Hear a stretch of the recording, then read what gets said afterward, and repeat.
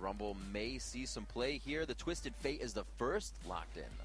So even though there's all the bans for top lane, they don't see any immediate threat here, and they just wanted to get the Twisted Fate. I mean, Link can be a threatening player there. He still has the Lux available, even though she received some nerfs in this 3.5 balance patch that we're playing on. But the Twisted Fate will potentially give MRN a little bit of momentum and at least takes that control away from CLG, because in a couple of the games that CLG's won recently, they did the Amumu jungle with the Twisted Fate mid, and it just gave them really potent ganks every time those ultimates were off cooldown and they went in. For CLG's slow play style, it's something to take away from them. And you see Doublelift calling for his safest of picks, his favorite Vayne mechanics, and that really helps you already against the TF. You see the cards poured in, you can tumble away, so he's keeping himself on that backline already. And I really do like those two picks from CLG, mainly because the last time they played, they didn't have either of those. Niantonso took Vayne away, that's true, and Heartbeat took Sona away. And when CLG's played well, they generally have Sona. Aftermove Sona is actually really, really impressive, and there's two of the best Vayne players in all of North America in that game. So, honestly, just like last time, they're kind of stealing each other picks away as best as they can, because Claky D with the Jarvan as well is for Chouster. Martin's found a good high-priority picks here, though. They grabbed the Thresh, they now have the TF, and really Jarvan has been one of the contested picks of jungle as of late with the aggression coming out in Season 3 here. So they are high-class picks right now to a lot of, obviously, high-class for CLG, but we're going to see if Link goes with his high-class Lux or he's feeling out Ahri here. I really wonder what he's going to be swapping around here, too, at the last minute. And the more you think about it, the more similar these teams' champion pools actually are. Because Chouster has probably played just as much Jarvan as Claky D in any of this. Maybe Hotshot GG's going to go with something like Jax here if he eventually goes to it. I don't see him picking it too early. He is almost out of champions to play, right? They completely banned out him, as well as MRN banning out Mega Zero. So I really want to see how they top lane match up here, and really who breaks first with what they're going to end up picking. Because if Hotshot goes Jax here, that immediately lets Mega Zero pick something against him. That's going to be a lockdown comp, and you're right. He shows his hand to Mega Zero, and that's a duel right there. Mega Zero may choose to, as I believe it was week 7 or a little bit more previous when he pulled out Aurelia. But these guys have seen the Aurelia versus CLG matchup, so he's going to do it again as they hover it. It's like Season 2 all over again. Jax versus Aurelia in the top lane, just going at it. Maybe they'll build some Blade of the Ruined Kings. Double Triforce? This will be a real interesting game, because in some CLG scrims, I know Hotshot has been playing Jax in those, and he generally just plays super split push Jax, dies a lot, keeps up the pressure, and just goes and goes and goes until eventually it gets to a point where the rest of his team has created pressure. And since they've gotten the Amumu jungle, Hotshot will have to create even more pressure in that lane as Jax. So I'd actually expect MRN to maybe gank Hotshot a little bit extra and try to get Mega Zero going on Aurelia. And I wouldn't be too surprised if we actually saw a 2v2 lane setup, even though we don't see that as much anymore with these teams. CLG will probably want it, and Niantonso and Heartbeat, since they have the Thresh and the potential hooks, might go for that as well. So we actually see quite a bit, not quite a bit, but more play than not. Jax play in OGN and Korea and those. Is there a reason the compositions that they run that we would see him more there and not as much in NA? I think it's just a matter of preference, right? Like, Renekton is so huge. If Renekton's not getting banned out, a lot of times people would just go for the top laners that's, you know, you're this tall to enter top lane, and Renekton makes it, and Jax is a little too short sometimes. But in that situation, he's a niche pick as it is, so it's probably just random chance that he's more seen in Korea as far as I can tell. All right. As we see, both teams locked in here. First game of our last day Super Week here in North America. Obviously, the EU Super Week has just begun today. They have a few more days to go. So many matches over 5 days between the both regions. 40 matches to go. And we start off with MRN versus Counterlogic Gaming. Like we said, MRN can even out the score here. It's 2-1 in favor of CLG in their matchup. So MRN looks to really go 50-50 here. And in all of this, when I look at CLG's team comp, I actually see a lot of threats for the first time almost all year, because Hotshot on Jax, that is a carry top laner. That is not your support tank top laner. Amumu does a huge heap load of damage in the jungle as that, and then Link, instead of something like Lux, which is one shot and out, it's Ahri who actually kind of dives into a team fight and spreads a little bit of damages around like an assassin. So this is a slightly different look for CLG at the end of the year. Maybe they're doing it because they've already clinched the 4th spot, and essentially they're just playing for practice here, / play a spoiler against MRN. Could be a start of something new for CLG in this one. We'll see what they can pull into this match, and it's actually CLG looking to make it 50-50. I should correct myself as they come into the match. True. So with this, we do see the global presence coming out. Twisted Fate was not banned. He made it through. Echo was the first to lock that in, or the team was, I should say, on their first pick. Then the double AD carry and support was shown from CLG. So maybe with the confidence there, they will choose for the lane swap like we said. We see the teams facing off there. MRN versus Counterlogic Gaming. Our first match on the third day of Super Week.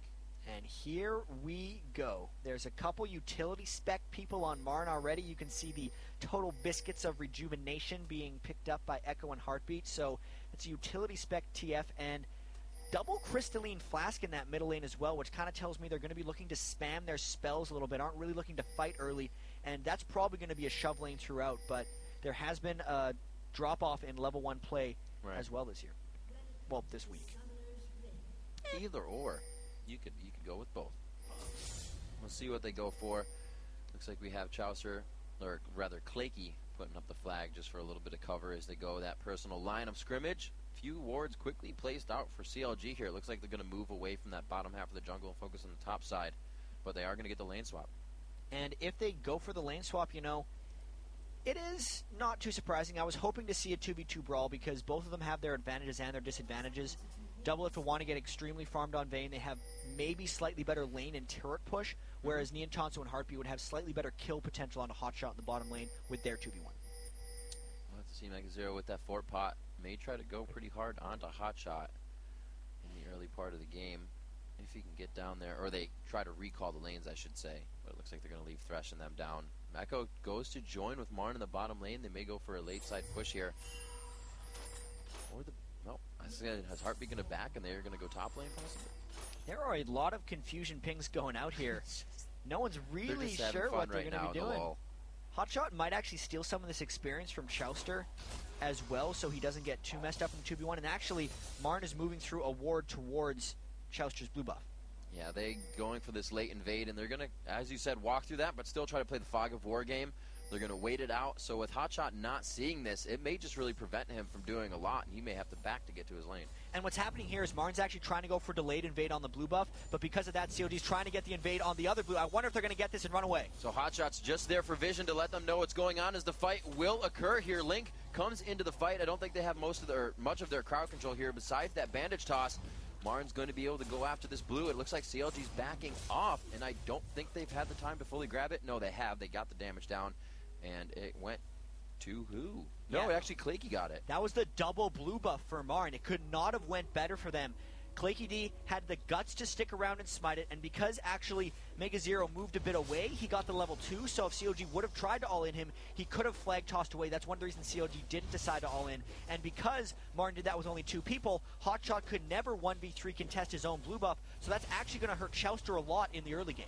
And everybody on CLG took their crowd control, so the first part of these lanes, if they get aggressed on, it's not going to help too much. You can see Echo not really going hard and using that. Link should be getting that Orbit Deception soon on his level 2. We'll have to see how they counter this in the top lane now. And that's actually kind of bad for Link at the start, because he only went the charm because he wanted to stop Claky D, and since that failed, it actually just lets Echo push him around a little bit. And now we're going to see, even though Claky D is walking through a ward again, if they can shut down Hotshot's farm or even kill him. This is brute strength right here, pushing CLG off of their turrets. They cannot re-roam into the jungle.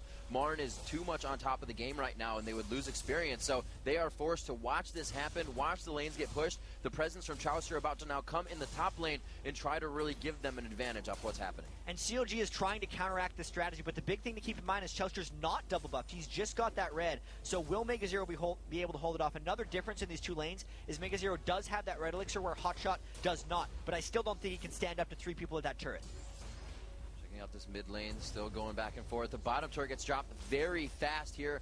We did see that MRN was one of the teams when this happened in the first Super Week to stop TSM in the fast turret push, but it looks like they're taking this as their own strat now, and they're going to start putting it on CLG.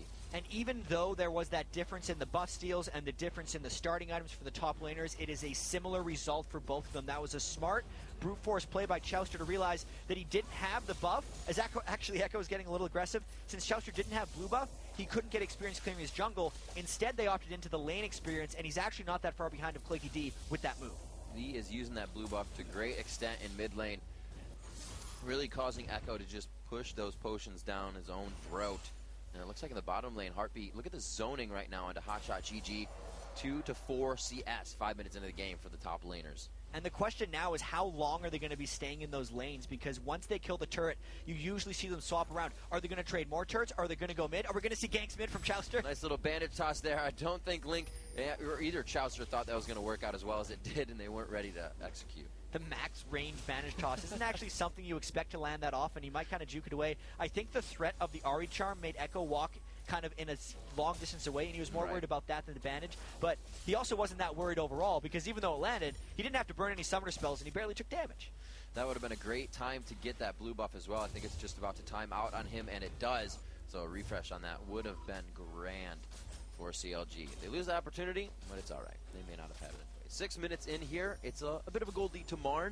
We saw no kills, but that turret lead, or turret first, and some CS on that is going to be able to help them out. A little bit of gold, as we saw in the top lane, brought back by CLG, and everything's kind of slowed down after a real aggressive first 5 minutes. And those were some super early turrets. I think the first one was like 3 minutes and 45 seconds. And the question we asked about where the two-man lanes would go before and how long were they going to try to deny the 1v2 is kind of answered here, because both of the AD carry supports have went into their turretless lanes, and both of the 1v2s have re-1v2'd themselves. So that's actually going to be fairly interesting to keep track of if they just trade other turrets, or if junglers try to gank these two-man lanes that don't have turrets behind them. Looks like we're going to get a counter gank here on this 2v2 that's going to be put up, walking through a vision ward. So this is cleared out. Klakey probably won't go directly to the lane after that. They do have vision on Chowster as he comes down, so they're going to just play the safe. It's pretty smart of Klakey to just kind of do the fadeaway afterwards, because now the fear of him being anywhere is available, and because of that, Chowster didn't try to go in either, so actually MRN doesn't have vision on Chowster either, and everyone kind of has to be scared of where the mummy is. Chowster trying to tuck in here on the backside. Looks like he may just grab himself. Oh, sad. Mummy's even sadder. He doesn't even get Wraiths out of this, but he could be going 2 turrets deep. Looks like he changes his mind, unfortunately, and Echo is safe for now. So we'll see if Chowster ends up falling too behind because of this. Klakey D has actually gotten a whole bunch of experience thanks to all the shoving and all the support he's giving Mega Zero, but Chowster really wants to make Echo's day tough with those continuous ganks mid. They're trying to keep a tab on him now, right? He is level 6. He's going to be able to get all around the map. They do have teleport on Hotshot, but he's going to have to play reactively to that destiny. And Hotshot's teleport would actually be really detrimental if he used it right now, since he's solo holding that top lane. As soon as he tries to teleport to keep track of something else, he's going to lose that turret. He's almost losing the turret by himself up here because he is getting no help in this 1v2. Great harass from that explosive shot. They grab him. I don't think Heartbeat's going to send himself into the fray there. The Destiny comes out. It looks like he actually goes to the blue. Chowster flashes over the wall after stealing.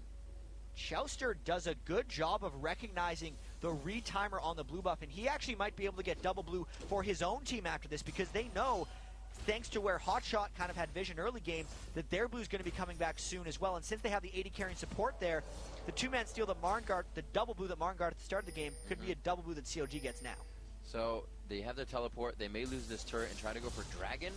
Maybe this turret could be taken down in the bottom lane. Ahri's coming around the backside as Link is just in position. If he goes out here, the minion wave has just pushed up, so it saves them time, but they need to act if they want this to work. And MRN has no idea that Link is here. If they get the turret there, they might just die. Oh, Klakey D in the shop. He closes it just soon enough, and you can see him telling his team, this is a bad situation, guys. We need to start closing in on this. They're going in. Double lift condemns against the wall. Klakey will surely go down. Mega Zero's forced to watch from the outside. They get a turret on top of it. Gotta give credit to Double Lift for getting the condemn stun first so that Link could chain with the charm. Klakey wanted to kind of do some fancy stuff. He had his ultimate, he had his jump up. He was a little bit low on mana, but he was just so completely shut down in that gank attempt that Klakey could not escape. So MRN trying to clean up this bottom lane. See, Hotshot did get back to that top, but it was dropped. So we kind of have a turret for a turret there. We're back to 2 even. Just about 12,000 gold a team. And 1 kill in favor of CLG puts them up a few hundred gold. And you got to wonder a little bit, because that's a 600 gold kill that CLG just picked up. How they're only up 100 gold. Echo's Twisted Fate passive has something to do with that, right? Because it's 2 gold per last hit, and if you look at that, it's about 150 last hit, so that's about 300 gold. That kind of just answered our question, but aside from that, they're probably a few minion kills up, meaning they have a slight edge in some of the lanes. We see a lot of cover or direction being put onto the Dragon now, who's going to be able to really fend this one off. Still, that teleport on Hotshot GG is kind of the surprise fight that Counterlogic's looking for as they come up to this one, and Mega Zero is going to have to really make the long haul first to make it work for his team. And this is the time of game where Hotshot GG's teleport is going to be a little bit more usable, because the outer turrets in both of the bottom and top lanes where Hotshot is going to be spending most of his time are no longer in need of protection, and it's going to be very rare that someone is pushed up to a second turret in time to pressure it in case of a hotshot teleport. So since CLG has those wards around the Dragon Pit, we could expect them to make a play now and hotshot teleport back, or hotshot splish a different lane and teleport to the Dragon. And Jet, looking at the top lane items that they're buying, kind of, you know, you can check back to what Prolly says is people kind of go off comfort zone when they don't know what they're playing against and they haven't played against it in a while. And these two matching up Aurelia, we have seen a bit against Jax, but they're going full Dorans, and we really haven't seen anybody do this. This is actually, I think, for Hotshot, a completely new thing. Yeah. Because he usually goes cloth armors against Doran's Blade, but that's a build Mega Zero did the last time he played on Aurelia. Okay. Because he really cares about his early game strength, as CLG has 5 people around the Dragon. Well, let's see if it works out for him. They have the Destiny up, so all the vision is there. The pink ward shows CLG that that's the only vision that they have, so when it wears off, they may have an advantage going in. It's going to be Chowster on the Dragon. A great lockdown onto Marn. They put themselves in that fight on top of a ward. Echo's going to get cleaned up here by the first part of the orb. A double kill for Link. They move on to the mid turret. Flash crescendo by Aphromoo set all of that up so well. Chowster then landed his bandage toss and chained it with Curse of the Sad Mummy. On top of that, Hotshot was there. Mega Zero wasn't. Martin didn't even get the Dragon Steal from that, so they lose so many objectives from that trade. And so much ground can still be gained. Hotshot didn't have to teleport into that fight, and they got a turret off of the Dragon. So much global gold has just flown through the window, and that gives him a 3,000 gold lead now. Just to think about that fight even more, so much went right for CLG, like a 3-for-0 just straight up. They didn't even have to burn too many flashes. Hotshot still has all his summoners. Doublelift didn't have to burn everything. Chowster's flash was down before that fight. There was no exhaust even burned from Aphromoo. Like, they just wrecked Marn. Klinkity didn't even get off his Cataclysm because they lost that fight so catastrophically. And now it's really on Marn to try to make something happen big. But it's so hard because CLG didn't even expend that much for that victory. Dangerous moves made without wards at Dragon. Kind of put CLG up a bit here at 12 minutes into the game. We'll have to see where the buys come from. Fort Pots were not used by Mega Zero because he wasn't in the fight, like we said. Hotshot was there, and he didn't have to use teleport. Martin trying to counter that bit of gold lead globally by the mid turret, but the wave clear too good for now with 4 CLG in mid. They go back to clearing their jungle, and Hotshot does what he does best in top lane. Just farming away, trying to catch up a little bit. Due to that 1v2, he's got the 15 minion kill lead on Mega Zero and is actually 1,000 gold ahead of him. So Hotshot's been saying all year that he can't play carries, but he's starting out pretty well on Jackson this one. Yeah, CLG's playing another threat.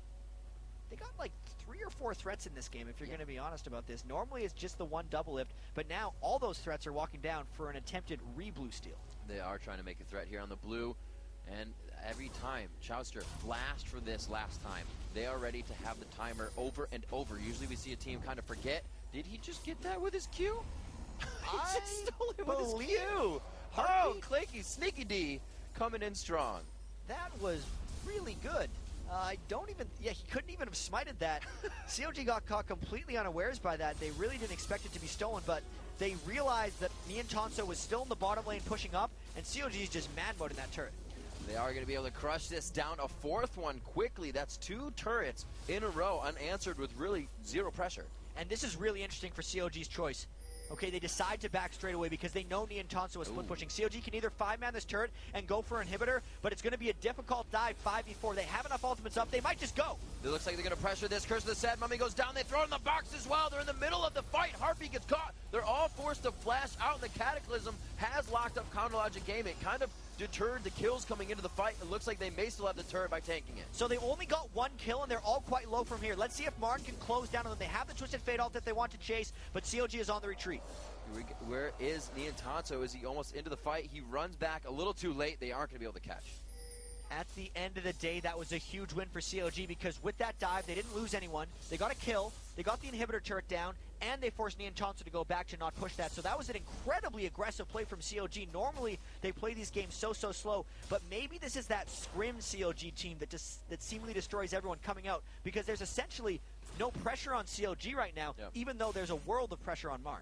Marn trying to create that pressure. Twin Shadows being brought out by Echo, but it's hard. Who do you want to slow that you can engage on? They have great escapes if CLG doesn't want to fight in the end, and their initiations have been spot on right now. So we'll see maybe just some items coming in for Echo as he tries to piece his items together. And a lot of those Twin Shadow Twisted Fate builds are really good at running away with games, but they're not that good at coming back in games because CLG has such good team fighting capability with this gold lead they have, and you factor in the fact that Chouster has an Aegis of the Legion already on a Mumu, and Claykey is nowhere close to his first aura item, so even though you can get vision of them and reveal them with the Twin Shadows, you aren't necessarily able to do something about it immediately, because as soon as you teleport in, you're just going to teleport into a whole bunch of trouble if CLG is stronger than you. And that's a Deathfire Grasp to that Twin Shadows as well already coming out for Link. So he is looking to completely burst and get out of the fight.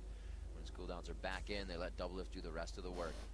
See, Aphromoo has Flash, Crescendo just waiting to come up, so CLG may be waiting for that because the combo of a Mumu and then Jax after that is absolutely crushing. And CLG seems like they're in complete control. There's a minute left in this game.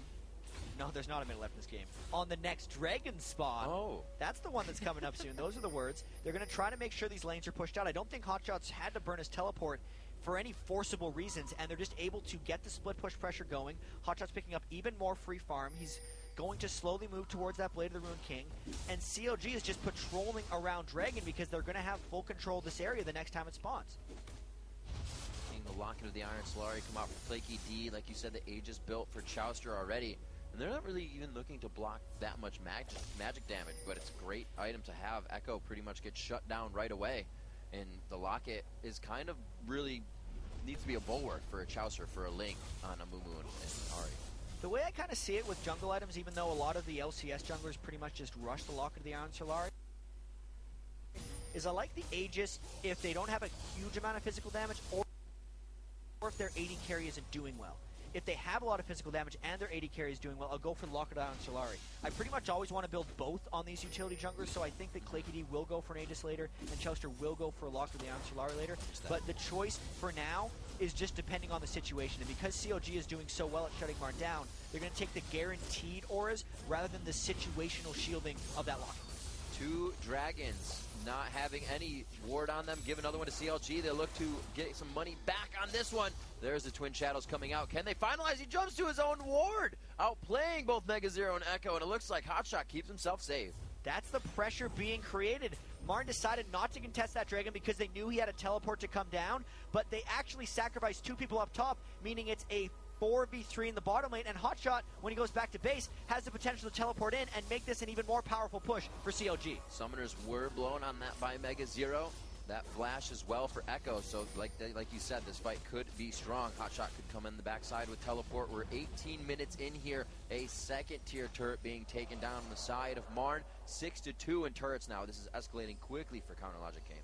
And CLG fans are going to be so perplexed by this game, saying, why can't CLG play like this all the time? Because they are playing one of their best games of the year. They're playing outside of their style a little bit. Yes, they played a Mumu frequently, but Hotshot is not necessarily a Jax player this season. They're running multiple threats. They're being very aggressive. They're not even necessarily waiting for late game. I love the composition now. Blade of the Ruined King, the burst in dive buddies, the Blade active, the Deathfire Grasp active for Link and Hotshot to get in the fight. They're looking to completely kill someone and continue the fight easily, and after the Curse of the Sad Mummy. So they are synergizing their fight situation so well. And with the Blade of the Ruined King completed on Hotshot, he's just going to be an everlasting threat in that top lane. Look at the advantage he's accrued over Mega Zero. A lot of times you'll bring Aurelia to fight up against Jax, but it's an 1,800 gold difference and just a huge item threshold. What are Mercury Treads and a bunch of Doran's Blades going to do against a Blade of the Ruined King Jax that's just split pushing freely in that lane? He's actually just walking up near the inhibitor, and Marn's going to have to go and defend that, but knowing CLG's ultimates are up, CLG might just walk in and try to force a fight to take this inhib. 4 people have drawn attention from Hotshot here, or to Hotshot. You get to get on Chouster. The Curse of the Sad Mummy is just outside, but he flashes in for it. Niantanso uses the cleanse on the outside. Gets good damage onto Chouster. They find him. Mega Zero's being a great peel tank on the backside. That's the first time CLG hasn't been able to enter the fight completely. Looks like CLG got a little bit hyphy there. Chouster decided to flash off in before the team could follow up, and Doublelift took a lot of auxiliary damage near the back of that fight. So that was a good hold by Marn, and even though CLG's aggression has been so on point throughout this game, that was a little bit too much, and now Hotshot is in risk of getting caught. Looks like they're going in strong. They really want this buff. Oh, Niantanso just going for the rocket jump in.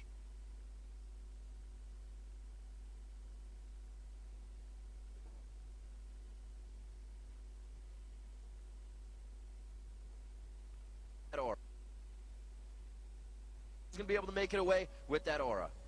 Niantonso, even still, had a great amount of power coming through that. And this is the difference you usually see in the other way from the AD carries, because Niantonso's team is the one that's behind, but he's at 194 farm, whereas Doublelift on Vayne has more assists, but about 40 fewer CS. It's because CLG has been grouping around more, taking more objectives, pushing down more turrets, but all the while, Niantonso's been trying to split push and make himself become more powerful. So with that failed dive and the great turnaround by MRN, this is actually only a 4,000 gold game.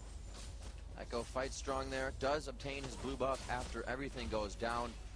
We did see that inhibitor get exposed, though. That's big moves for Counter Logic. They also have 6 turrets that are not present on the map for Marn. That means more roaming and map pressure presence for them. At 20 minutes in, they are 5-2. That was Marn finding their first kills of the game in that last fight. So, little by little, they could still, like you said, it's only about 4 or 5k there. And unfortunately, Marn didn't get the shutdowns on the people that had the biggest bounties. Link, obviously, with the most kills. One more kill, and he's going to hit that maximum 500 gold bounty for a kill. Doublelift trying to make sure he gets a bit more farm. He's now hit his second big item on Vayne. Those are the items he used to always build on Vayne, even though lately he's kind of switched over to an Infinity Edge. So very much a throwback to some of CLG's old styles, but still some new stuff mixed in there as well. Looks like they're going for this turret, a little bit of pressure. Chaucer does not have Curse of the Sad Mummy up, so it's just going to be a quick little impact of damage, and they do deter Marn from the turret, leaving it about 4,000. And Hotshot will need to make his teleport count, I think, if CLG really wants to close this game out.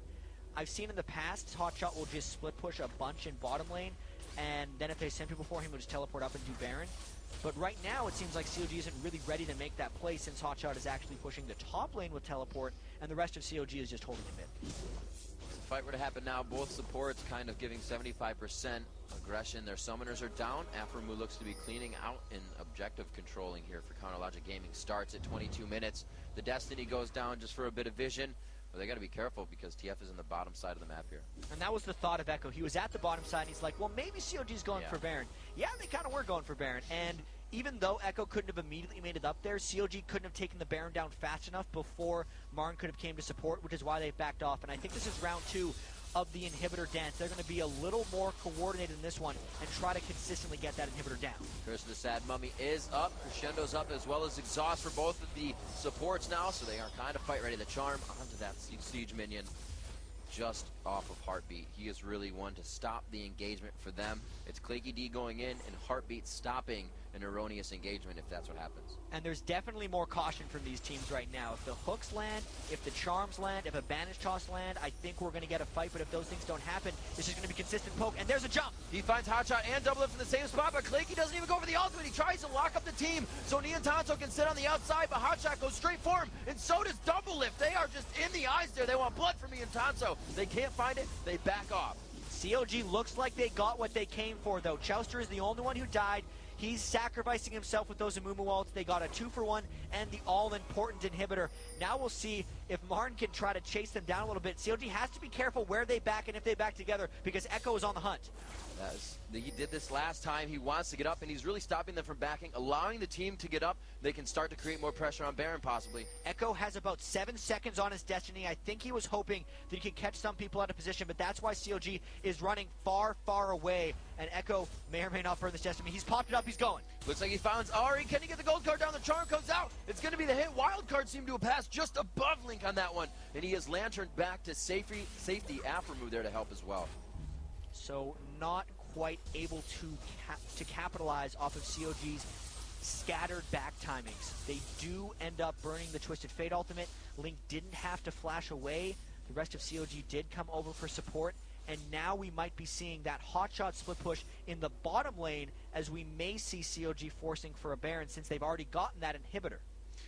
It was super scary to see Claky D jump in there, and actually he did it right. He cordoned off Vayne and Hotshot, right, and Jax, but the damage he took there was scary. It's one of those things, Jarvan, when he's behind, can make the fights happen, but he's pretty much always going to lose his life. And it's a matter of if Marn can follow up strong enough, and since Mega Zero hasn't really put together items, Niantonso actually got focused really hard by Doublelift and Hotshot both diving on him, so he couldn't make as big of an impact. And it's just a matter of CLG having so much damage, finally, that they were able to get multiple targets down in the same fight.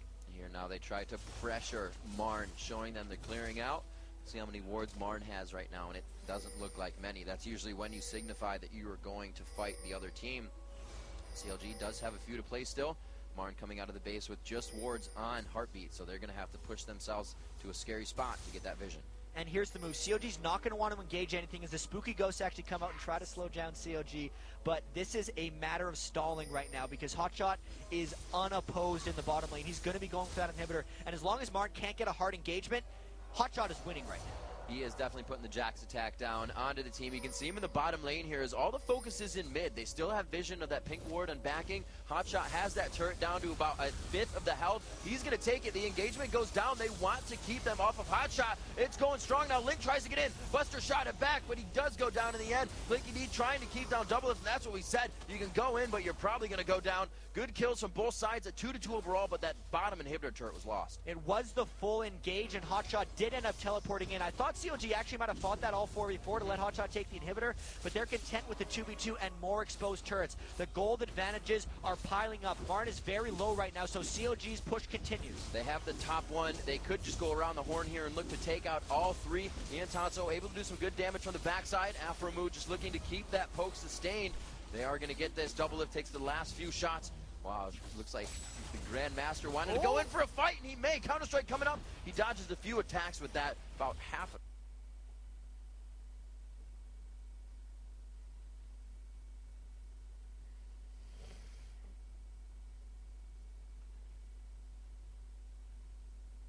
It was a close one. CLG stuck around just as long as they could to be able to finish off that one, and Ian Tonso's actually still on the hunt. Doublelift trying to steal his red buff, but he doesn't want him to take that one. Like they're moving around. They're going to leave him some lizards, though, and say thank you very much. He goes again for the jump to Destiny. He comes in, the cleanse is there, but it's just too much damage. Marn finding Doublelift and getting that shutdown money. Marn has to get a lot done in this time, though. There's 35 seconds of Doublelift being down, but Marn has lost 2 inhibitors. Yes, there's a Baron buff, but the longer they stay out here, the more threat their base becomes under as Ian Tonso tries to make that middle turret go down, but Marn has a very tight clock here because their base will disappear soon. Who leaves their base with 2 inhibitors down? A team that really needs to make some moves. Marn now going for Baron.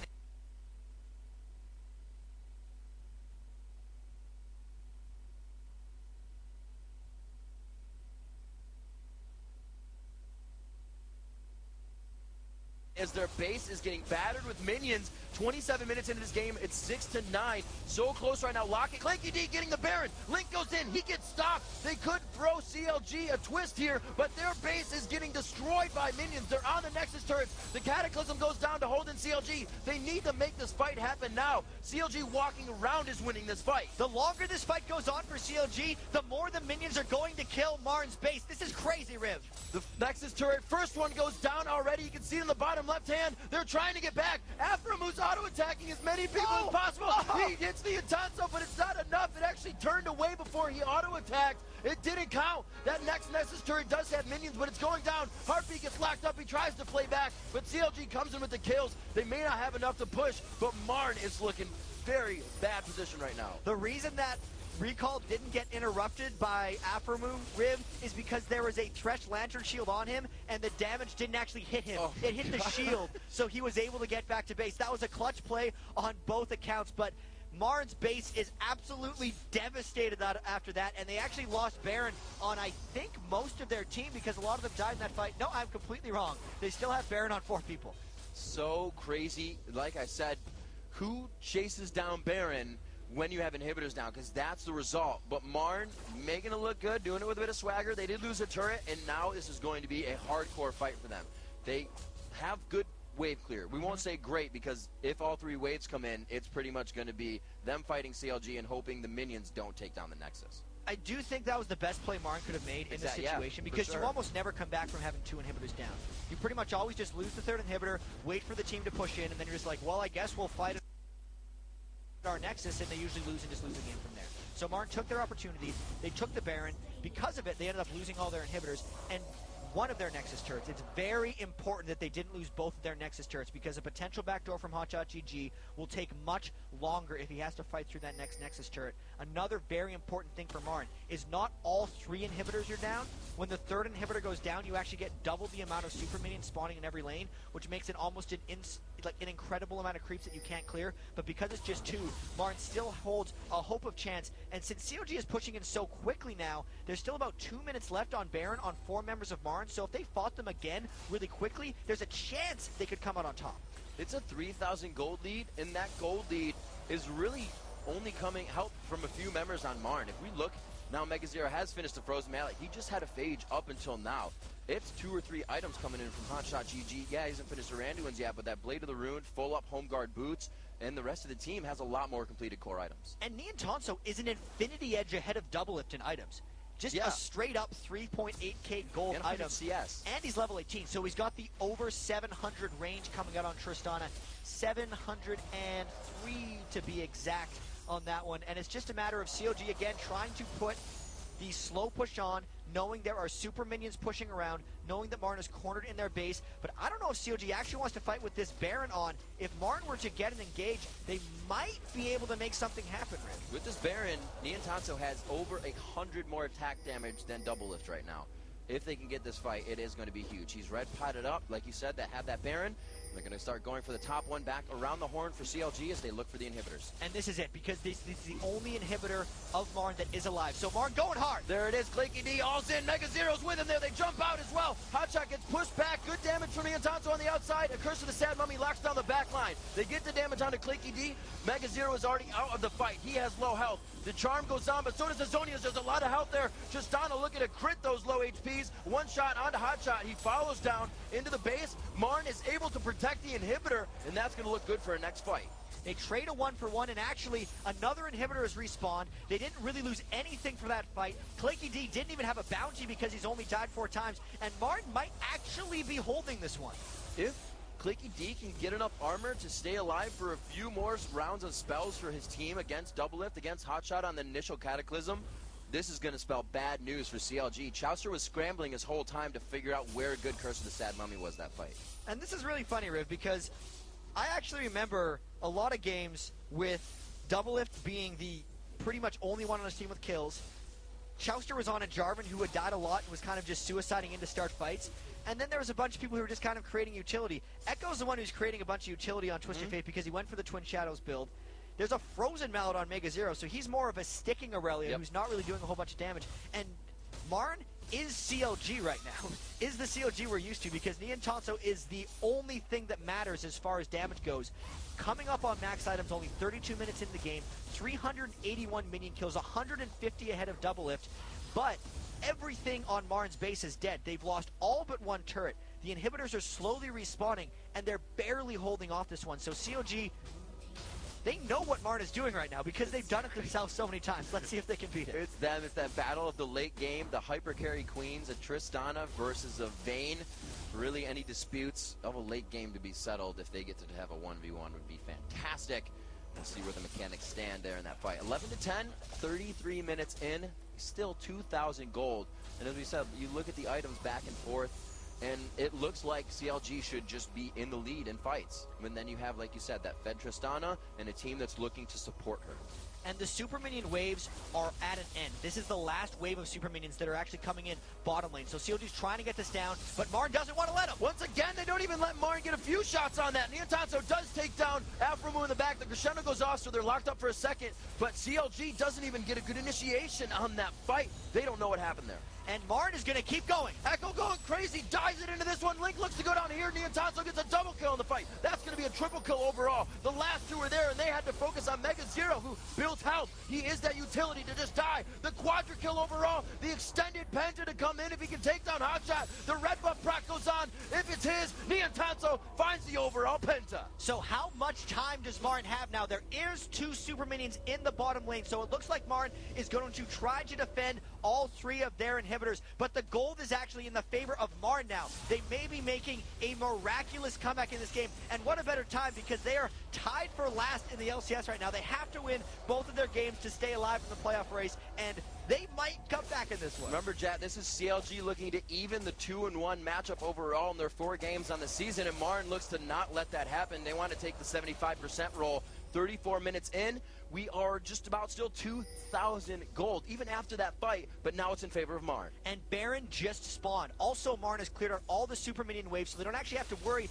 about an inhibitor being backdoored because they killed Hotshot last in the team fight. Normally, Hotshot tries to split push those side lanes and forces this Baron into the wrong hands, but MRN has so much damage, they're killing it so fast that they've cleared that, and now CLG can actually force a fight because they're not only behind in gold, they're down a Baron buff. CLG's trying to put on the fort pots now. They're getting everything they can to make this one of the last engagements in account, but MRN says it's not going to be the last one. They may still have 1 or 2 fights to take down CLG. I mean, look at this. It feels like we're super late into the game, but the levels on CLG just haven't gone up a lot lately. We're 34 minutes in. We have a 13 Chouster. We have a 14 Link. That means they're still spawning at short times. So not only is it the gold as well, though, that means they're just behind of the stats you get from leveling. And so much of that happened because CLG had so much map pressure at the start of the game that the minions were just continuously piling into MRN's base. And because Nian Tonso was able to push them out, so many times people complain about Tristana's passive because it pushes the wave, but it's actually allowed Nian Tonso to keep this base safe and accumulate to 404 minion kills. I mean, that is absolutely crazy. It's a 3-level advantage on the supports, Heartbeat over Aphromoo, 4-level advantage for Echo over Link. Nian Tonso's been level 18 for what seems like forever, and Double H is still 16, so this is actually a really bad situation for CLG to be in, since they couldn't finish the game when they had the big opportunities to. Absolutely. They are now in comeback mode, and I don't know if they're actually mentally in comeback mode. They might be trying to backdoor. Oh my gosh, Nian Tonso has 18,000 gold to himself in this game. Pulling out all the stops, almost 20 grand to his name. He actually picks up a frozen mallet as well, synergizing even more with Mega, synergizing with just the all-out hand play from Echo. Destinying into the team after the engagements, continue the engagement. Here they're going again. They feel safe enough to start leaving the base. There it is, Echo to go in on the engagement. They all go back to those just the last seconds of the blue pill. It's the importance of all blue pilling together, because if Aphromoo would have waited about another second, that would have been a kill and a 4v5 push for MRN. But now it would be a 5v5 push for MRN. You can see CLG is desperately trying to keep the pressure on MRN's base. MRN has no structures in place to defend against someone backdooring, but what they do have is overwhelming force. And if CLG doesn't defend these, they're at risk of losing their own inhibitor. Chad, this is absolutely ridiculous. Look at MRN's base. Minions flowing out of it. Just a second ago, that was a red blob. They have successfully pushed every single lane just to or past the river and are now aggressing onto CLG with a Nexus turret down. And I really love Mega Zero's Zeke's Herald on Aurelia. He knows what he's doing. He's just giving Nian Tonso more lifesteal and attack damage. Exactly. He knows what the threat is. The 1102 Nian Tonso. Support top Aurelia. CLG's got to be able to get on top of that. Nian Tonso has his cleanse up, but no flash. That flash will be up fairly quickly. And MRN has CLG corralled in their base right now. They're just getting these inhibitors, these outer turrets down. They're not even at the inhibitors yet. I don't know if CLG could even win a fight if it's on top of their own turrets, because they've lost so much of their lead. 439 attack damage to Nian Tonso, 264 on double lift. That is absolutely ridiculous. Yes, they still hold the Baron, so that's giving them a little bit of that steroid buff there, but those turrets are going down rapid fire, putting on a 90% increase in your attack speed for 7 seconds. You're not going to have turrets for very long, or teammates. It's just a matter of keeping Nian Tonso alive. MRN just tanking down these turrets. This is the last of the non-inhibitor turrets that's going down. Oh my god. This could set a record for turret destruction. There's a cataclysm. They go in. This could be one of the final fights here. They're not able to follow up, though. CLG uses a lot to disengage on that. Let's see what they actually had to burn. It was just Chouster's flash, actually, and I think Link... It looked good. You're right. Yeah. It was only Chouster's flash. That just might... a lot of abilities going... It might be okay. It was real scary, because you've seen MRN just going in all the time. Quakey D doesn't care about himself. He's just sacrificing for his team. And MRN is taking complete control of these jungle buffs as well. Tough situation for CLG. This is absolutely crazy. And for MRN to do this, for them to see definitive wins on 3 fights in a row as CLG went for the same thing 3 times, you know, the old saying is that can kind of be considered crazy if it's not working. And MRN's starting to act on that now. They're finding the mistakes that are happening. And like I said, to be in this driver's seat, you're seeing the confidence in their play. And I don't know what CLG is feeling right now, because they were in such total control, and they were looking so good in this game. They were up, I think it was 4 or 6 kills to nothing, and they were just going for the inhibitor at like 20 minutes. They even had an inhibitor really soon in like a 5-2 kill lead, but they couldn't quite close. They almost went, I'd say, a little bit too fast. There is technically nothing on the line except for pride for CLG here. We got to remember that they have clinched the 4th spot. MRN are the ones fighting entirely for their lives and potentially their jobs here, as a loss would make them not make the playoffs right now. So everything matters for them. CLG might be trying the hide and bush strat. They're really just hoping Neon Tonso's coming by for red buff, but that's not what's actually happening. Oh, man, they're walking in. The Destiny comes out. They forgot about that full team clairvoyance, and it looks like they're going to be heading out of this one. Looks like they may try to start dictating the push, but CLG has the same idea. And MRN cannot involve themselves in a base race since they have not cleared Nexus turrets of CLG's. They have not gotten open inhibitors, but CLG has. So what CLG is actually trying to do is surprisingly stall this one out. They need time to let Doublelift and Aframu and Link and Chouster get level 18 like almost everyone on MRN is, because MRN was the ones turtling this entire game, whereas CLG hasn't been. So they actually have to reset and just flip the tables on what MRN has already accomplished. I am keeping my eyes on any stray wards that are placed on the bottom of this map on MRN's side for Hotshot GG at any point in this game, because if they can get a good pressure on, we may see those wards come out, we may see a little expect-A. But it's 50-50 on that toss. We're either getting a base race or a final fight down mid-win here. This is a 40-minute game, and everybody's almost at their full items. We have some empty slots, but mostly the supports. And it's actually really surprising that when CLG was faking that base race, they didn't decide to ward on the bottom side, because the next potential objective that MRN goes for would be a Baron, since that's coming up in a minute. But CLG is using their building advantage right now to bully MRN around the map. Yeah. MRN hasn't been able to really take too much of an initiative, even though Claky D burned Chouster's flash, and flash is on a 5-minute cooldown. I actually think it's a little bit less for Chouster because he's got some mastery points, but that flash is only 70 seconds away now. Almost that entire threat that Marna created before is gone, and they still haven't pushed an inhibitor, and they've lost that previous Baron buff, so maybe they're just going to try to take it slow and get that Baron. I really wonder if CLG has something to bounce back with. This is going to be crazy. I can see the fight coming out. Echo throwing up Destiny on the approach from CLG. Claky D once again falling in with himself. Mega Zero. We'll have to see how it happens. They clear out the wards. 20,000 gold has been picked up by Neon Tonso. He's actually in the wasting gold mode right now. He's so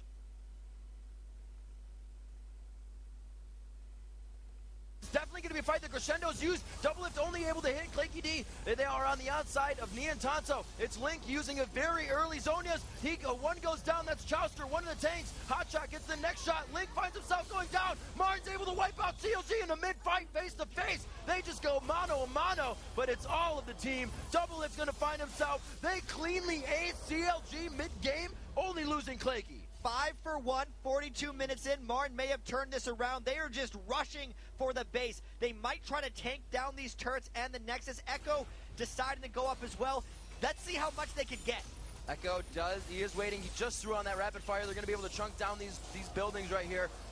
4 people rather still alive. They get 1, they get 2. The shortest timer is Chouster. He's really not going to be able to stop much. Actually, his curse is still up, so he may. He still has his ultimate, 8 seconds. It's because he's such a low level that he might respawn in time, and he died first. I don't know if Martin can actually get all this. They're going to try, though. Neon Tonso's taking that turret. They can absolutely take this game if they go strong enough. Curse of the Sad Mummy could, however, do quite a bit of damage. They get the lockdown. It's 1-2 on the crowd control. They're trying to stack it. A half-out Nexus. Martin looks to take out CLG. The final shots. First game of the day is the big upset. Martin over Counter Logic. The most miraculous comeback we have seen all year. 10 buildings destroyed by Martin. On a Nexus turret that's almost killed by waves of super minions. They were giving up Barrets. They were holding off like crazy. They lost an inhibitor in that game.